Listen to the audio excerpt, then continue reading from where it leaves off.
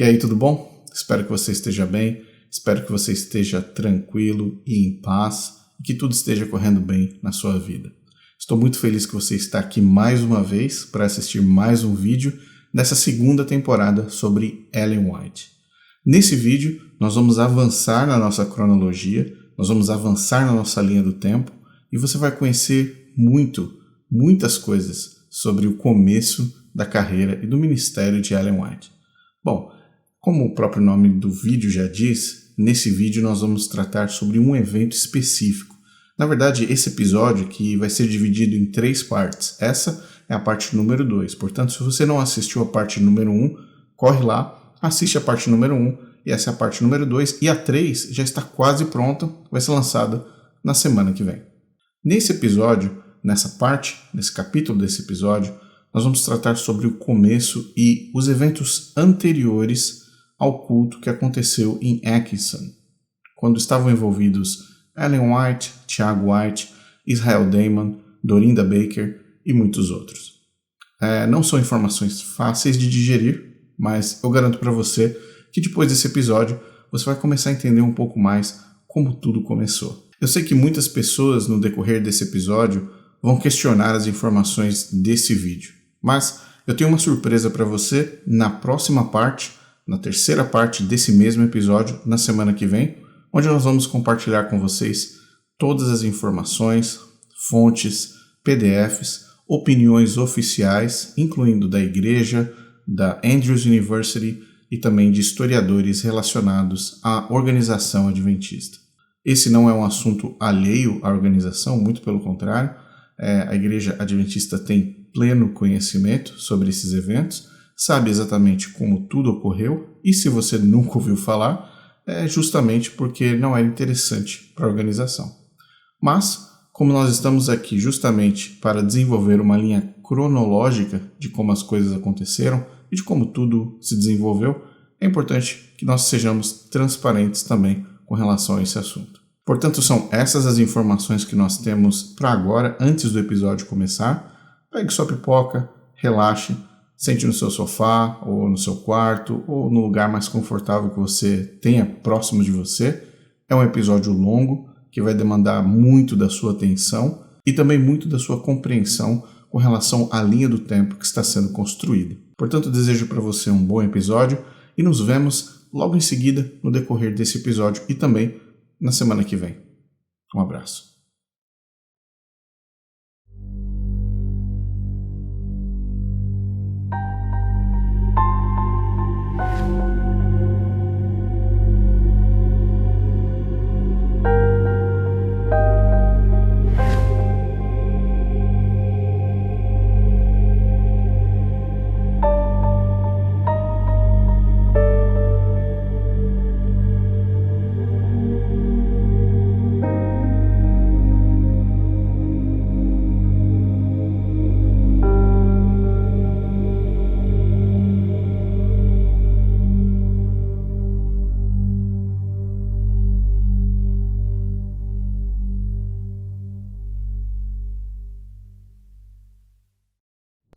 Durante o período do final dos anos 1700 até 1920 nos Estados Unidos, as mulheres enfrentaram inúmeras restrições legais e culturais. Aqui estão alguns exemplos de coisas que as mulheres eram proibidas de fazer durante esse período. Votar. As mulheres não podiam votar até a 19ª emenda à Constituição dos Estados Unidos fosse ratificada em 1920. Possuir propriedades. Em muitos estados, as mulheres não tinham permissão para possuir propriedades em seu próprio nome até meados do século XIX. Servir em júris. As mulheres eram geralmente excluídas de servir em júris até meados do século XIX. Participação na política. As mulheres foram excluídas da maioria das atividades políticas e não eram autorizadas a ocupar cargos públicos. Trabalhar como advogada. As mulheres não eram autorizadas a exercer a advocacia até o final do século XIX. Frequentar a faculdade. As mulheres eram amplamente excluídas do ensino superior, sem nenhuma possibilidade de conseguir uma formação acima do ensino básico infantil. Manter, guardar ou administrar os seus próprios ganhos. Na maioria das regiões, os ganhos de uma mulher eram legalmente propriedade do seu marido, e ela não tinha direitos sobre qualquer valor, mesmo que ela os tivesse recebido. Se divorciar dos seus maridos. O divórcio era difícil de obter e muitas vezes exigia prova de infidelidade ou abuso, o que para os costumes da época causaria um efeito dominó negativo em sua posição social e novas oportunidades de relacionamento. Trabalhar em diversas ocupações. A grande maioria dos empregos eram fechados às mulheres e aqueles que eram abertos muitas vezes pagavam 1/3 comparado aos que os homens, mesmo se ambos estivessem fazendo o mesmo trabalho. Estes apenas são alguns exemplos das muitas restrições que as mulheres enfrentaram durante esse período. Então você deve estar se perguntando: o que se esperava das mulheres que viviam na época de Ellen White? O que a sociedade, a família e o mundo esperavam das mulheres naquela época? Durante esse período nos Estados Unidos, esperava-se que as mulheres aderissem certas posturas e normas sociais. Confira algumas expectativas colocadas sobre as mulheres durante esse período. Tarefas domésticas. Esperava-se que as mulheres administrassem a casa, incluindo cozinhar, limpar e cuidar dos filhos. Casamento e maternidade. Esperava-se que as mulheres se casassem e obrigatoriamente tivessem filhos, e seu papel principal era o de ser esposa e mãe. Modéstia e virtude. Esperava-se que as mulheres fossem castas e virtuosas, e seu comportamento era examinado de perto pela sociedade, incluindo a vigilância das próprias mães, sogras, tias e as matriarcas da sociedade. Submissão. Esperava-se que as mulheres fossem 100% submissas aos homens, incluindo seus maridos e pais, obviamente, mas também a submissão a homens da sociedade em situações aleatórias do dia a dia. A palavra de um homem sempre valeria mais do que a palavra de uma mulher. Piedade. Esperava-se que as mulheres fossem religiosas e frequentassem a igreja regularmente. A ausência em qualquer culto era apenas justificada em caso de doença grave. Educação limitada. A educação das mulheres muitas vezes se limitava à leitura, à escrita e à aritmética básica, que se concentrava principalmente em prepará-las para as tarefas domésticas. Silêncio e passividade. Esperava-se que as mulheres fossem quietas e passivas, e suas opiniões e vozes eram frequentemente ignoradas ou descartadas. Em sua privacidade íntima com os seus maridos, a mulher era proibida de se expressar de qualquer forma e a sua passividade era uma suposta demonstração de carinho. Decoro. Esperava-se que as mulheres se vestissem e se comportassem de maneira apropriada para sua classe social. Este não era um período na história onde as mulheres tinham muitas possibilidades, mas a sociedade entendia que as mulheres, em alguns casos, poderiam estender sua participação em áreas além de seus lares. Mulheres que não desejavam se adequar aos papéis e expectativas tradicionais enfrentaram desafios significativos na busca de carreiras. No entanto, haviam algumas opções limitadas disponíveis para as mulheres que queriam trabalhar fora de casa. Vamos a alguns exemplos. Educação e ensino. Uma das poucas profissões abertas às mulheres nessa época era o ensino, principalmente nas escolas primárias. Enfermagem. Outra profissão disponível para as mulheres era a enfermagem, embora ainda não fosse uma profissão muito respeitada devido ao fato de que elas obrigatoriamente precisariam tocar, ver e manipular o corpo de dezenas de pessoas. Escrita. Algumas mulheres seguiram carreiras como escritoras, publicando livros e artigos sobre uma variedade de tópicos.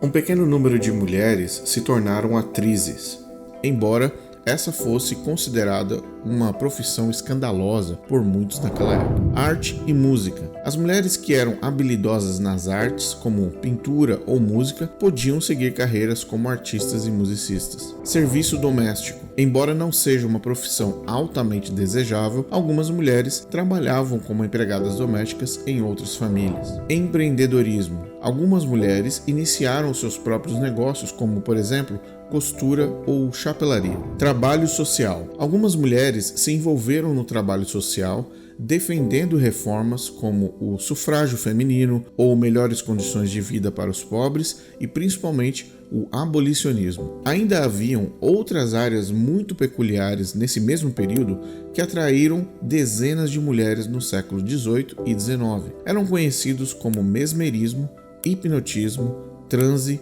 e visionismo. Vamos falar sobre alguns deles. O mesmerismo e o transe eram outros fenômenos que surgiram durante esse período. O mesmerismo era uma prática que envolvia a indução de um estado de transe através do uso de sugestões e técnicas hipnóticas, e acreditava-se que tinham propriedades curativas. O hipnotismo, que é uma técnica usada para induzir um estado de transe também, em que uma pessoa é mais suscetível a sugestões e é frequentemente usado para fins terapêuticos, surgiu como um campo de estudo no final do século XVIII e no início do século XIX. O visionismo.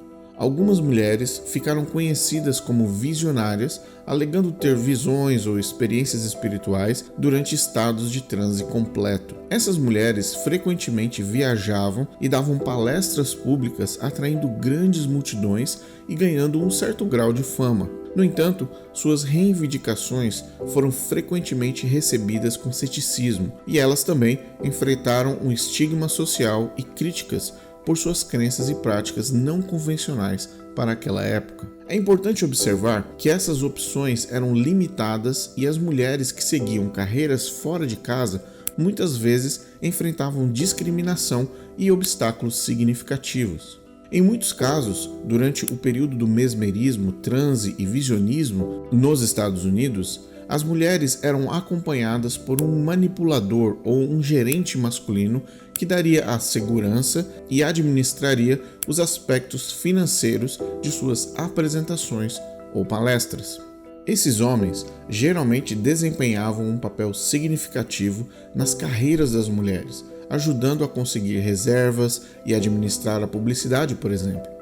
Eles também eram responsáveis por cobrar os ingressos do público e administrar as finanças das turnês ou apresentações destas mulheres, que aconteciam em residências privadas ou em grandes salões com centenas de pessoas. Em alguns casos, a relação entre as mulheres e os seus agentes masculinos era mais próxima, com estes homens fornecendo, por exemplo, apoio emocional, atuando como confidentes e até mesmo como parceiros românticos. No entanto, é importante notar que nem todas as mulheres que se envolveram em mesmerismo, transe e visionismo durante esse mesmo período foram acompanhadas por agentes masculinos. Algumas mulheres trabalhavam de forma 100% independente, gerenciando suas próprias reservas e finanças. Além disso, embora o papel destes homens fosse frequentemente importante, nem sempre era positivo. Alguns deles exploravam as mulheres com quem trabalhavam, aproveitando-se de sua vulnerabilidade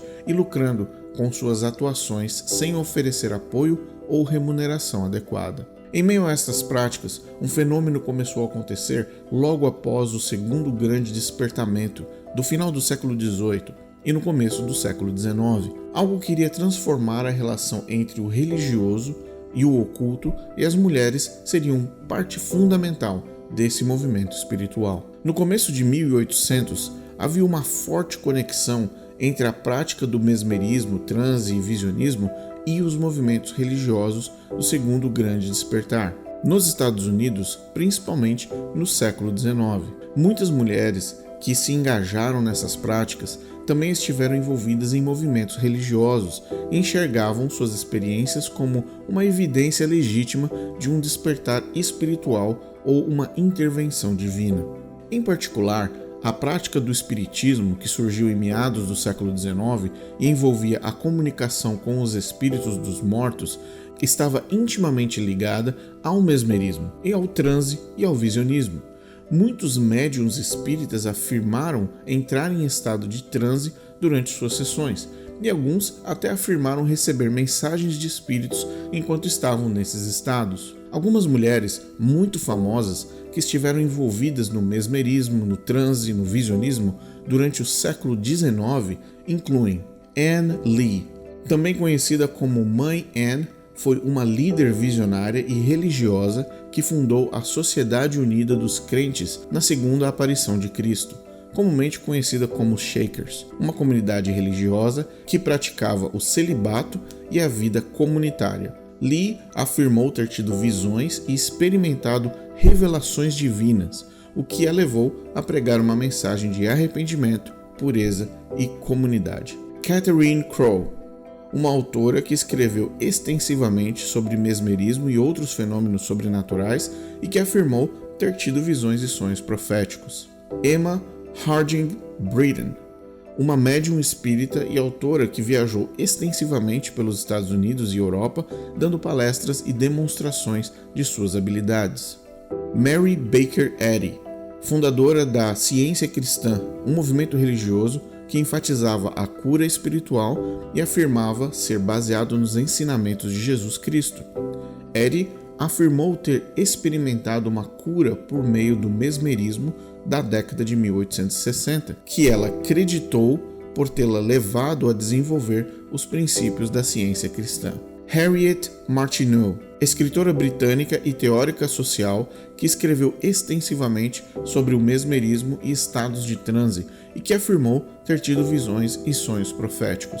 Sarah Helen Whitman, poeta e escritora americana que esteve envolvida no movimento espírita e afirmou ter tido visões e se comunicado com os espíritos. Cora Richmond, uma médium espírita americana conhecida por suas habilidades de falar em transe e cura, e que viajou pelos Estados Unidos e Europa dando palestras e demonstrações. Victoria Woodhull, uma sufragista americana, espiritualista e defensora dos direitos das mulheres que afirmava ter habilidades psíquicas e em se comunicar com os espíritos. Ellen G. White, escritora cristã americana, evangelista e cofundadora da Igreja Adventista do Sétimo Dia. White afirmou ter tido muitas experiências visionárias ao longo de sua vida e seus escritos sobre saúde, educação e questões sociais, segundo ela, foram revelados diretamente por Deus. As experiências e ensinamentos de White foram semelhantes em muitos aspectos aos de outras mulheres envolvidas no mesmerismo,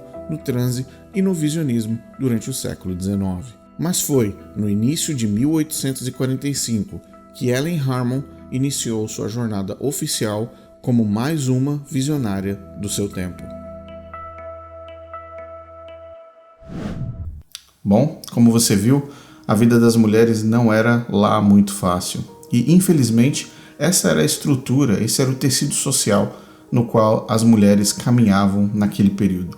E, apesar das limitações, como você acabou de ver, muitas mulheres tinham diversas opções, ainda em meio a tanta dificuldade, para atuar em áreas profissionais, como você viu.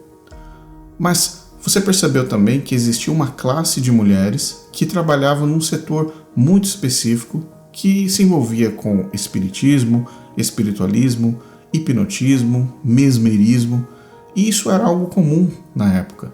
Na verdade, essa era uma prática bastante comum, não era pública, não era assim à luz do dia que as coisas aconteciam, mas era algo muito comum.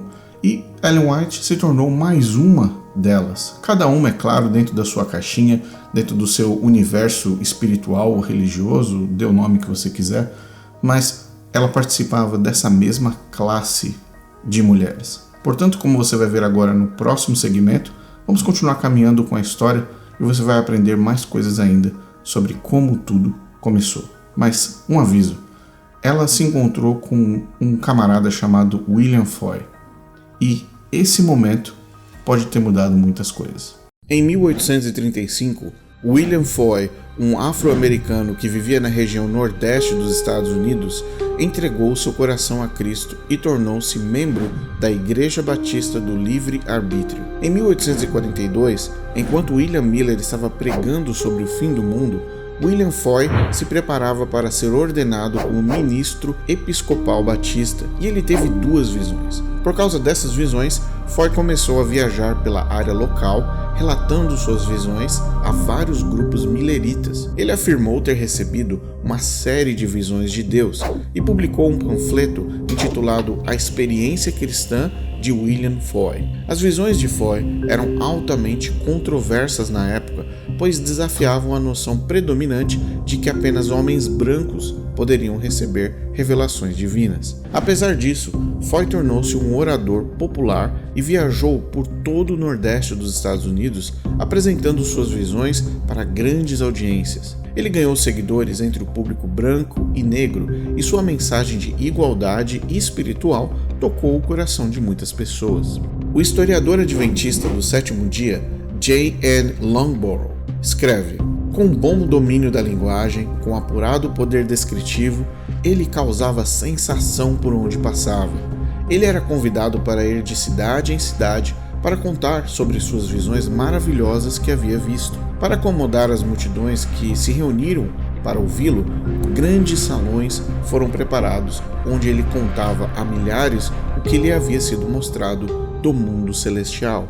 Certa vez, Foy visitou Portland, em Maine, cidade de Ellen Harmon, em 1844. Ele foi aceito pelo líder milerita local, John Pearson, e Foy havia ido até lá para contar suas visões no salão onde os mileritas Ellen Harmon e sua família frequentavam. Em uma entrevista, Ellen White revelou que assistiu às palestras de William Foy tanto em sua cidade natal, Portland, quanto na cidade vizinha de Cape Elizabeth. Ela disse: ele veio até o nosso salão onde a gente frequentava, o Beethoven Hall. Isso foi pouco tempo depois das visões de 1842 em Portland, Maine. Fomos até Cape Elizabeth para ouvi-lo palestrar. Papai sempre me levava com ele quando íamos assisti-lo. Isso foi antes de conhecê-lo mais de perto. Com o tempo, Ellen Harmon tornou-se bem familiarizada com William Foy e as visões que ele dizia receber de Deus. Delbert Baker, um escritor adventista do sétimo dia, autor de um livro que foi dedicado a William Foy, disse: Ellen White disse muitos anos depois que tinha cópias das visões de Foy e que tinha ouvido o visionário falar em várias ocasiões. Então, ela estava familiarizada com ele e com seu material. Em dezembro de 1844, depois do desapontamento, Ellen Harmon supostamente teve sua primeira visão. O mesmo autor adventista, Delbert Baker, escreveu: pouco depois de Ellen ter sua primeira visão, Foy a procurou e expressou seu desejo de falar com ela. Referindo-se a esse encontro com ele, ela disse: tive uma entrevista com ele. Delbert continua: não temos registro da conversa deles entre Ellen White e William Foy, mas muito provavelmente Ellen e Foy trataram de falar sobre as visões e o que ela tinha visto e o que ele tinha visto, e talvez os fenômenos físicos que aconteciam durante as visões de ambos. Na mesma noite, após a conversa pessoal entre Ellen White e William Foy, Ellen estava programada para falar sobre sua primeira visão em uma reunião realizada a leste de Portland. Sem que Ellen soubesse e sem avisá-la com antecedência, Foy decidiu comparecer na reunião. Enquanto Ellen falava e descrevia a visão que havia recebido, Foy se levantou, interrompeu Ellen e disse em alta voz que a visão que ela havia recebido era exatamente o que ele tinha visto antes nas visões dele. Ele se desculpou pela interrupção na reunião e foi embora, e nunca mais teve contato com Ellen White depois disso. Mais tarde, em 1845, William Foy publicou e registrou os direitos autorais de todas as suas visões, o que muitos acreditam ter sido um movimento para evitar que outros visionários utilizassem as suas visões como parte das apresentações deles. Ellen Harmon deixou sua casa em Portland, Maine, em janeiro de 1845, com apenas 18 anos de idade. Segundo o que ela diz, ela teve uma visão em dezembro de 1844, bem como um chamado para viajar e compartilhar a sua visão com outros mileritas no estado do Maine. O grande desapontamento ocorreu 3 meses antes e a população conservadora da Nova Inglaterra não conseguia ainda entender por que o milerismo havia sobrevivido aos amargos desapontamentos tanto de 1843 e 1844. Mesmo antes dos desapontamentos, muitos acreditavam que haviam argumentos suficientes em favor de uma vida santa, regrada e respeitosa, mas sem necessariamente alinhar esse comportamento a um suposto retorno eminente de Cristo. Enquanto a maioria dos mileritas silenciosamente se juntou às principais denominações clássicas, como os batistas, metodistas, entre outros grupos, os grupos dos crentes adventistas fanáticos e espiritualizadores foram se espalhando por todo o nordeste dos Estados Unidos. Alguns deles na cidade natal de Ellen, Portland. Eles adoravam, tecnicamente, com propriedade de conduta no Beethoven Hall. No entanto, as reuniões dos outros adventistas, onde Ellen participava, preferiam as reuniões que eram exclusivamente nas casas particulares e com cultos que eram caracterizados pelo beijo santo, gritos e cantos altos, prostrações físicas, lava-pés promíscuos, batismos múltiplos por imersão da mesma pessoa, estranhas exibições de humildade voluntária, como por exemplo engatinhar, latir, e as apresentações de alguns visionários, que eram principalmente mulheres. A primeira viagem de Ellen Harmon a levou de sua casa em Portland, Maine, para a cidade de Polônia, cerca de 70 quilômetros ao norte do estado. Ela viajou de trenó com o seu cunhado, Samuel Foss, para visitar suas irmãs, onde ela relatou publicamente, pela primeira vez, longe de Portland, a visão que supostamente ela teria recebido de Deus. Ela então seguiu para a cidade de Orrington, 150 quilômetros a nordeste, onde ela conheceu, segundo ela, Tiago White. Os dois jovens viajaram juntos então para Garland e depois retornaram cerca de 10 quilômetros para a cidade de Exeter, onde ficariam na casa de um homem chamado Israel Damon. Nessa casa, Ellen teve a sua segunda visão durante um culto privado que ocorreu na residência deste homem. Em seguida, todos viajaram para a cidade de Atkinson e lá a permanência deles se estendeu além do planejado, e uma Ellen White que poucos conheciam se revelou pela primeira vez.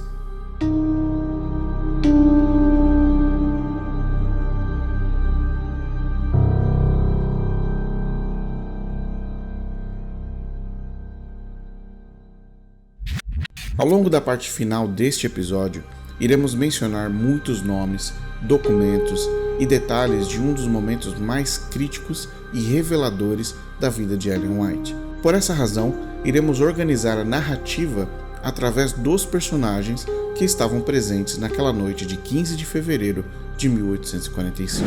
Este é Israel Damon, pregador viajante da região do Maine, que era licenciado para pregar, liderar e organizar cultos. Ele já tinha mais de 10 anos de experiência em pregações e originalmente pertencia à Igreja Cristã Universalista. Israel Damon havia se convertido ao milerismo e, após o desapontamento, se tornou membro do grupo dos Adventistas Espiritualizadores, que acreditavam que a porta da graça estava fechada e Deus não salvaria nenhum ser humano após 1844. Ele era conhecido por suas pregações que estimulavam os mileritas a parar de trabalhar, pois Cristo estava muito perto de voltar, e qualquer atividade profissional deveria ser deixada de lado. Esse ponto se tornou um problema sério porque 90% da região era formada por trabalhadores rurais e havia uma lei que proibia que as pessoas deixassem o campo e parassem de trabalhar simplesmente por uma questão de segurança alimentar da população. Israel Damon desafiava a lei local e era conhecido como um vagabundo arruaceiro que estimulava o crime. Esta é Ellen Harmon. À época, ela era uma moça jovem com uma saúde debilitada de apenas 18 anos de idade. Ela era considerada uma visionária, ou seja, uma mulher que recebia visões e fazia revelações para as pessoas. Ela havia recebido autorização da família para viajar e pregar sobre a visão que ela havia recebido em sua cidade, Portland. Após receber sua segunda visão em Exeter, Ellen continuou sua viagem oficial, porém agora na companhia de Israel Damon e Tiago White. Esse é Tiago White. Ele é da cidade de Palmyra, que não ficava muito distante de Atkinson, onde estavam, cerca de 27 quilômetros. Tiago White havia se juntado ao movimento milerita e, após o desapontamento, decidiu continuar em diversos grupos que se formaram. Ele não pertencia a um movimento ou grupo exclusivo. Ao contrário disso, ele trafegava entre os crentes adventistas, que eram conservadores e tradicionais, como também entre os fanáticos. Após conhecer Ellen Harmon, ambos decidiram viajar juntos, o que era incomum para a tradição social da época, sendo que eles não eram casados. Este é James Eyre Jr. Ele era o proprietário da casa onde a sequência de cultos liderados por Israel Damon aconteceram na cidade de Atkinson. Essa é Dorinda Baker, uma outra visionária de 23 anos de idade adventista que era conhecida por ter uma saúde fraca e debilitada também. Ela era conhecida por suas visões e revelações que eram oferecidas durante os cultos organizados pelos líderes. Esse é Joseph Moulton, xerife policial da região de Atkinson. Ele foi o oficial que respondeu ao chamado naquela noite.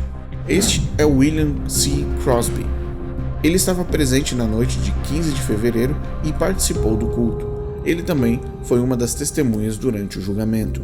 Esse é Joel Doerr, amigo de Israel Damon e participante dos cultos que estavam acontecendo na região. Joel estava presente em diversas noites e também na noite do dia 15. Este é George S. Woodbury, adventista espiritualizador e seguidor de Israel Damon e Ellen Harmon. Ele estava presente em diversas noites e testificou no julgamento. Todos eles estavam presentes na noite do dia 15 de fevereiro, incluindo outras pessoas que serão citadas a seguir. Porém, estes eram os personagens principais diretamente envolvidos nos eventos que aconteceram. Israel Damon organizou uma série de 9 noites de cultos em Atkinson. Ele era o ancião responsável pelos encontros. Porém, ele destacou Tiago White como sendo o líder de algumas noites. Ambos também tinham responsabilidades como a pregação da noite, a organização da sequência dos eventos, batismos e assim por diante. A noite do dia 15 de fevereiro de 1845 chegou e, como combinado, todos se reuniram na casa de James Eyre Jr., na parte sudoeste da pequena cidade de Atkinson, no leste de Maine, que estava cedendo sua residência há alguns dias. Quase 30 centímetros de neve já haviam caído na cidade vizinha de Bangor naquele mesmo mês. O meteorologista de Bangor descreveu aquele sábado, dia 15, como nebuloso e com neve e granizo. Para você ter uma ideia, a temperatura máxima durante o dia era de 0 graus, mas caiu para menos 7 graus às 9 horas da noite, e os visitantes, todos eles, chegaram de trenó, vindos de outras cidades como Exeter, Garland, Orrington, etc. Uma das razões pela qual a residência da família Eyre havia sido selecionada era a proximidade do conhecido Dead Stream, como um dos seus afluentes mais próximos do local, porque serviria também como o local de batismos, os conhecidos batismos gelados, que mais tarde seriam parte da história daquela noite. A reunião foi presidida por Israel Damon e Tiago White e contou com a participação das convidadas especiais, as visionárias, a senhorita Dorinda Baker, de Orrington, e a jovem senhorita Ellen Harmon, de Portland, bem como também o ancião Hall e o ancião Wood. Cerca de 60 pessoas se reuniram naquele dia. Eles entraram na casa por volta das 7 horas da noite e iniciaram suas atividades como pregações revezadas entre os líderes, cantorias e orações. Naquela noite, muitas pessoas que estavam presentes já haviam participado de outras reuniões do grupo, porém, algumas pessoas estavam ali pela primeira vez.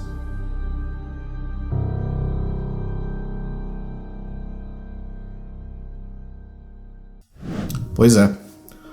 Tiago White era de Palmyra, Dorinda Baker, de Orrington, Ellen Harmon, de Portland, Israel Damon, de Exeter. Essas 4 pessoas estavam trabalhando juntas para um objetivo comum que você precisa entender. Israel Damon tinha uma profissão de produzir cultos, ou seja, de gerar cultos. Ele criava os eventos e, através desses eventos, ele tinha uma renda. Nos eventos, ele também pregava o que ele acreditava ser a doutrina correta, que era a doutrina do adventismo, da porta fechada e de que ninguém mais vai se salvar, etc, etc, que você já aprendeu na primeira temporada.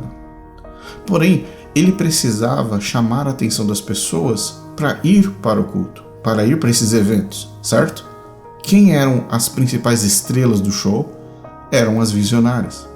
E nessa época, nesse evento e nessa noite, Ellen Harmon e Dorinda Baker eram as convidadas especiais.